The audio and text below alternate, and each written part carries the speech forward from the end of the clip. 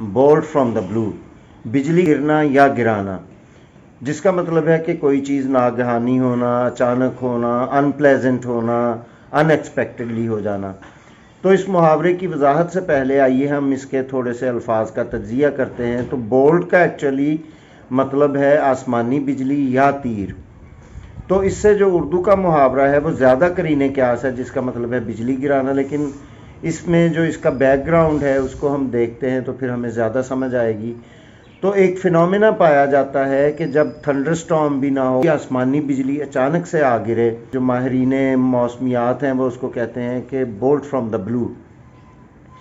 اب سوچنے والی بات یہ ہے کہ ارد گرد اگر تھنڈر سٹارم بھی نہیں ہے تو پھر بولٹ یعنی کہ آسمانی بجلی کیسے آ گرتی ہے؟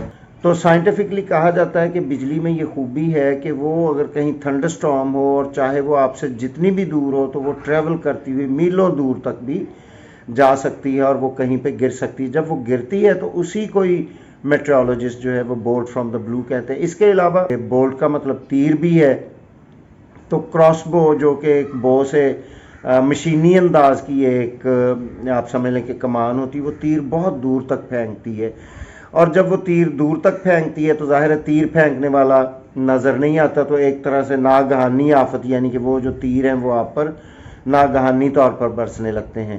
لیکن اگر اردو میں ہم اس کا بجلی گرنا یا گرانا دیکھیں تو یہ پازیٹیو بھی ہے اور نیگیٹو بھی ہے، یعنی کہ کوئی آپ سے کوئی ایسی بات کرتا ہے جو آپ کے لیے اچانک ہو تو اس کو ہم بجلی گرانا کہتے ہیں۔ لیکن بجلی گرانا کسی کا حسن بھی آپ پہ بجلی گرا سکتا ہے، کسی کی بات بھی، پازیٹیو بات بھی آپ پہ بجلی گرا سکتی ہے، کوئی ایسی خبر جو آپ کو ایک دم شاکڈ کر دے تو اس کو بھی ہم بجلی گرانا کہہ سکتے ہیں۔